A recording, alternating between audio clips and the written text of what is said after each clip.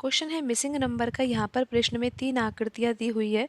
तीनों आकृतियों के बाहर संख्याएँ लिखी हुई है। आकृति के अंदर एक संख्या लिखी हुई है, लेकिन आप यहाँ पर देखिए जो तीसरी आकृति है, तीसरी आकृति के अंदर प्रश्न चिन्ह दिया हुआ है, संख्या नहीं लिखी हुई है वहाँ पे। तो हमें ये पता लगाना है कि यहाँ पर प्रश्न चिन्ह के स्थान पर कौन सी संख्या आएगी। तो आइए अब हम यहाँ पर सबसे पहले पैटर्न को समझते हैं। आप देखिए जो पहली आकृति है, पहली आकृति में बाहर 4 संख्याएँ लिखी हुई है और अंदर एक संख्या लिखी हुई है। तो सोचने का तरीका यही होना चाहिए कि बाहर लिखी हुई संख्याओं के द्वारा अंदर लिखी हुई संख्या को कैसे प्राप्त किया जा सके। तो यहाँ पर देखिए आप 5 लिखा हुआ है और यहाँ पर लिखा हुआ है 1। अगर आप 5 में से 1 घटाओगे तो कितना आएगा? 4 आएगा। फिर यहाँ पर देखिए 6 लिखा हुआ है और यहाँ पर 3 लिखा हुआ है ना, तो आपको क्या करना है? 6 में से 3 घटाना है।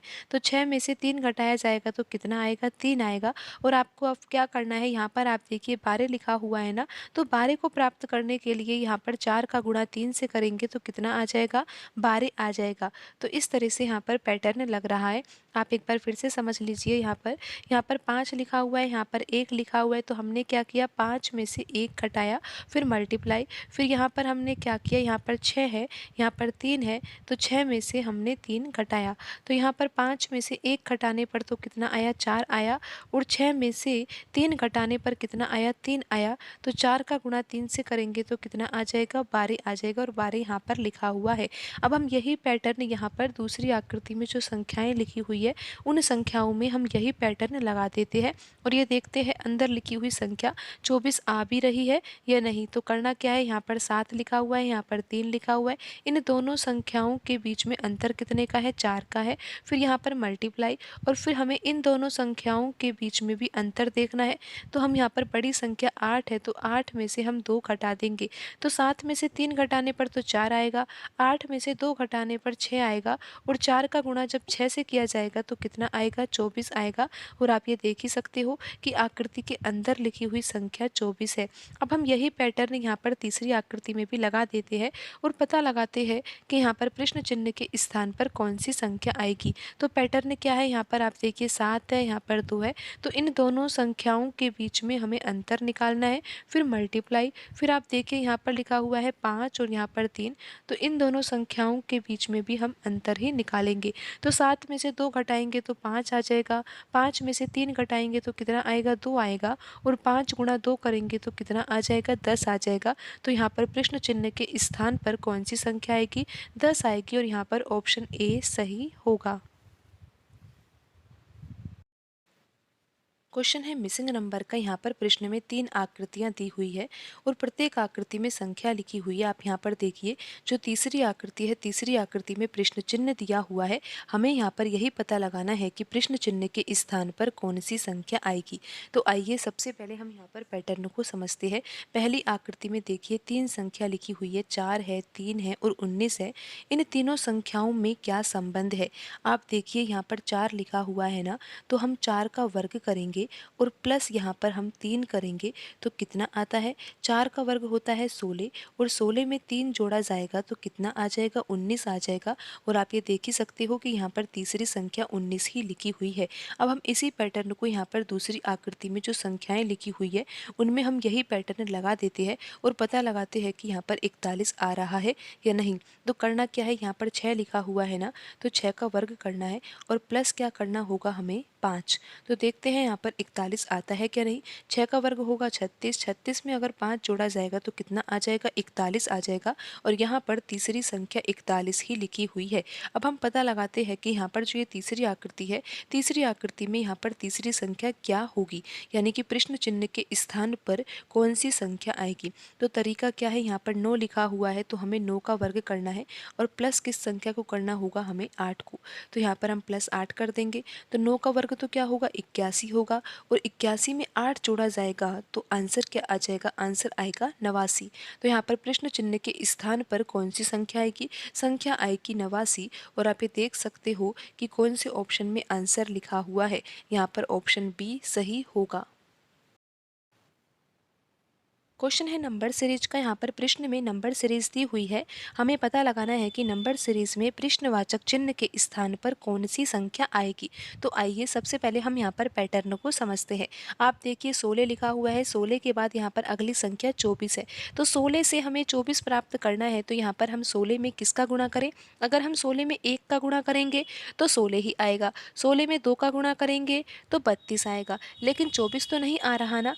24 जो है वो 16 और 32 के बीच की संख्या है। तो यहाँ पर हमें गुणा किसका करना चाहिए। अगर हम यहाँ पर 16 में 1.5 का गुणा कर देंगे ना, तो कितना आ जाएगा, 24 आ जाएगा। अब हमें पता लगाना है कि 24 के बाद अगली संख्या क्या होगी, लेकिन अभी तो हमें पैटर्न समझ में ही नहीं आया। तो अब हम ये कैसे पता लगाएं कि यहाँ पर 24 में हम किस संख्या का गुणा करें। लेकिन अभी आप देखिए यहाँ पर और भी संख्याएं लिखी हुई है, उनसे हम पैटर्न समझ सकते हैं। यहाँ पर देखिए 210 है और 210 के बाद अगली संख्या 945 है। तो यहाँ पर हम ये समझते हैं कि 210 से 945 को कैसे प्राप्त किया जा सकता है। तो यहाँ पर हम 210 लिख लेते हैं और बराबर में लिख लेते हैं हम यहाँ पर 945। तो 210 में हम किसका गुणा करें जिससे कि 945 आ जाए। अगर 210 में 4 का गुणा करेंगे तो 840 आ जाएगा। 210 में अगर हम 5 का गुणा करेंगे तो 1050 आ जाएगा। लेकिन यहाँ पर जो ये 945 है ना, यहाँ पर 945, 840 और 1050 के बीच में आने वाली संख्या है। तो यहाँ पर 210 में अगर 4 से गुणा करेंगे तो भी 945 नहीं आ रहा, 5 से गुणा करेंगे तो भी 945 नहीं आ रहा। तो यहाँ पर हमें गुणा किसका करना चाहिए, 4.5 का गुणा करना चाहिए। लेकिन अभी हम चेक करके तो देखें कि यहाँ पर 4.5 का गुणा करने से 945 आ भी रहा है या नहीं। तो आपको क्या करना चाहिए, 210 का गुणा 4 से करना चाहिए, तो यहाँ पर आ जाएगा 840। और 210 का गुणा 0.5 से भी करना होगा, तो यहाँ पर कितना आएगा, 210 का गुणा अगर 0.5 से किया जाएगा तो कितना आएगा, 105 आएगा। 210 का आधा हो जाएगा। 840 में 105 जोड़ा जाएगा तो कितना आ जाएगा, 945 आ जाएगा। तो आप ये भी समझ गए कि यहाँ पर 210 का गुणा 4.5 से किया जाएगा तो कितना आएगा, 945 आएगा। लेकिन अब हम पैटर्न को समझते हैं। आप देखिए यहाँ पर 1.5 से गुणा किया था और यहाँ पर 4.5 से गुणा किया है। तो यहाँ पर हमें 2.5 से गुणा करना चाहिए और यहाँ पर उससे अगले पद के लिए 3.5 का गुणा करना चाहिए। तो अब आप पैटर्न को थोड़ा बहुत तो समझे होंगे, लेकिन अभी हम यहाँ पर देखते हैं कि 24 का गुणा 2.5 से करने पर कितना आएगा। तो 24 का गुणा अगर हम 2.5 से करेंगे तो कितना आएगा, 24 का गुणा अगर 2 से करेंगे तो 48 आ जाएगा, फिर प्लस का चिन्ह। 24 का गुणा 0.5 से करेंगे तो 24 का आधा करेंगे, कितना होगा, 12। 48 प्लस 12 कितना होगा, 60 होगा। तो आपको ये पता लग गया कि 24 गुणा 2.5 कितना होगा, 60 होगा। तो यहाँ पर हम लिख लेते हैं कि कितना आ गया, 60। और हमें यही तो पता लगाना था कि यहाँ पर 24 के बाद अगली संख्या क्या होगी। तो जब हम पैटर्न को लगा रहे हैं तो यहाँ पर 24 से अगली संख्या क्या आ रही है, 60 आ रही है। तो यहाँ पर प्रश्न चिन्ह के स्थान पर कौन सी संख्या आएगी, 60 आएगी। और आप ये देख ही सकते हो कि यहाँ पर ऑप्शन डी में लिखी हुई संख्या 60 है। लेकिन अभी हम ये भी देख लेते हैं कि यहाँ पर 60 तो आ ही गया है, 60 के बाद अगली संख्या जो यहाँ पर 210 लिखी हुई है, क्या वो इसी पैटर्न से आ भी रही है या नहीं। तो हमें क्या करना होगा, यहाँ पर 60 तो आ ही गया है ना, तो अब हम यहाँ पर 60 लेकर चलेंगे और क्या लेकर आएंगे, 60 से अगला पद 210। तो अब हमें ये भी पता है कि यहाँ पर पैटर्न के अनुसार तो किसका गुणा करना होगा, 3.5 का गुणा करना होगा। तो 60 का गुणा जब 3.5 से किया जाएगा तो हम कैसे करेंगे ये गुणा, 60 का गुणा हम 3 से करेंगे तो 180 आ जाएगा, फिर प्लस का चिन्ह। 60 का गुणा 0.5 से करेंगे तो 60 का आधा होगा, 60 का आधा कितना होता है, 30। और 180 में 30 जोड़ा जाएगा तो कितना आएगा, 210 आएगा। और आप ये देख ही सकते हो कि 60 के बाद जो अगला पद लिखा हुआ है वो 210 ही है। तो यहाँ पर ये पैटर्न बिल्कुल सही है। आप ये भी देख सकते हो कि यहाँ पर 945 तो आ ही गया था ना, यहाँ पर 945 के बाद जो ये अगली संख्या लिखी हुई है ये कैसे आएगी, पैटर्न के अनुसार। तो यहाँ पर हमें गुणा किसका करना होगा, 5.5 से करना होगा। अगर 945 का गुणा 5.5 से किया जाएगा तो कितना आ जाएगा, 5197.5 आ जाएगा। लेकिन हमें यहाँ पर ये हल करने की आवश्यकता नहीं है क्योंकि आंसर आ ही गया है, पैटर्न बिल्कुल सही है। और यहाँ पर कौन सा आंसर सही होगा, ऑप्शन डी यहाँ पर सही होगा। क्वेश्चन है कोडिंग डिकोडिंग का। यहाँ पर प्रश्न में दिया है कि अगस्त किसके बराबर है 48 के, यानी कि अगस्त का संबंध किस संख्या से है 48 से है। उसी प्रकार जून का संबंध किससे है 24 से है। मार्च का संबंध 15 से है। तो हमें यहाँ पर ये पता लगाना है कि जुलाई का संबंध किस संख्या से होगा। तो आइए अब हम यहाँ पर पैटर्न को समझते हैं। यहाँ पर अगस्त का महीना है और आपको ये पता है कि अगस्त का महीना जो होता है वो वर्ष का 8वां महीना होता है। जैसे कि जनवरी को हम कहेंगे कि ये वर्ष का पहला महीना है, फरवरी को कहेंगे दूसरा महीना, मार्च को कहेंगे तीसरा महीना। तो उसी प्रकार अगस्त जो है वो 8वां महीना होता है। तो यहाँ पर हम 8 तो लिख ही देते हैं। फिर आप देखिए कि जो अगस्त की स्पेलिंग है ना, इसमें कितने लेटर है, इसमें 6 लेटर है। तो यहाँ पर हम 8 में किसका गुणा करेंगे, 6 का गुणा करेंगे और 8 गुणा 6 कितना हो जाएगा, 48 हो जाएगा। और इसलिए यहाँ पर अगस्त का संबंध किस संख्या से दिया हुआ है, 48 से दिया हुआ है। अब हम यही पैटर्न यहाँ पर जून में लगाकर देखते हैं और ये देखते हैं कि 24 आ भी रहा है या नहीं। तो आपको पता है कि जून का महीना जो है वो वर्ष का कौन सा महीना है, छठा महीना है। तो यहाँ पर हम 6 लिखेंगे। फिर मल्टीप्लाई किससे करेंगे, जून में कितने लेटर काम में आ रहे हैं, 4 लेटर है। तो इसीलिए यहाँ पर 4 का गुणा करेंगे। तो यहाँ पर 6 गुणा 4 कितना हो जाएगा, 24 हो जाएगा। और आप ये देख ही सकते हो कि यहाँ पर 24 ही लिखा हुआ है। अब आप देखिए कि यहाँ पर मार्च किसके बराबर दिया हुआ है, 15 के बराबर दिया हुआ है। आपको पता है कि जो मार्च का महीना होता है वो तीसरा महीना होता है। वर्ष का तीसरा महीना क्या होता है, मार्च होता है ना। तो यहाँ पर हम 3 लिखेंगे। जैसे कि हमने अगस्त के लिए 8 लिखा, जून के लिए 6 लिखा, तो मार्च के लिए हम यहाँ पर 3 लिखेंगे। अब आप देखिए कि मार्च में कितने लेटर है, 5 लेटर है। तो यहाँ पर हम 5 का गुणा करेंगे। 3 गुणा 5 कितना होगा, 15 होगा। और आप देख ही सकते हो कि यहाँ पर 15 लिखा हुआ है।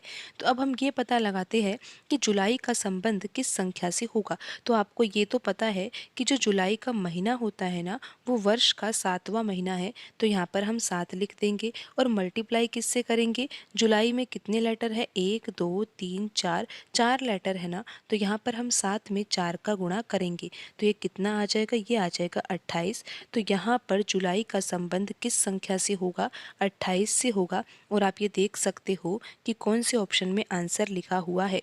यहाँ पर ऑप्शन बी सही होगा।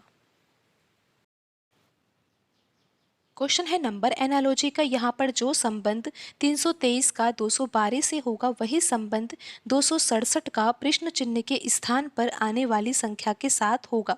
तो सबसे पहले यहाँ पर ये समझने की आवश्यकता है कि 323 से 212 को कैसे प्राप्त किया जा सकता है। तो 323 से अगर 212 प्राप्त करना है तो 323 में से हम क्या घटाएं, 323 में से अगर 111 घटाया जाएगा ना तो यहाँ पर 212 आ जाएगा। आप यहाँ पर ध्यान से समझिए कि यहाँ पर 2 आ जाएगा, यहाँ पर 1 आएगा और यहाँ पर 2 आएगा। यानी कि 323 में से अगर 212 को घटाया जाए ना तो यहाँ पर अंतर कितना आएगा, 111 का आएगा। आप ऐसा भी समझ सकते हो कि 212 में अगर 111 जोड़ा जाए तो 323 आएगा। 323 में से अगर 111 घटाया जाए तो यहाँ पर 212 आ जाएगा। तो अब आप यहाँ पर भी 267 में से 111 घटा दीजिए और देख लीजिए यहाँ पर आंसर क्या आता है। तो यहाँ पर आएगा 7 में से 1 घटाने पर 6, 6 में से 1 घटाने पर यहाँ पर 5 आएगा और 2 में से 1 घटाने पर यहाँ पर 1 आ जाएगा। तो यहाँ पर संख्या क्या आएगी, संख्या यहाँ पर 156 आएगी। तो यहाँ पर प्रश्न चिन्ह के स्थान पर कौन सी संख्या आएगी, 156 आएगी। और यहाँ पर 267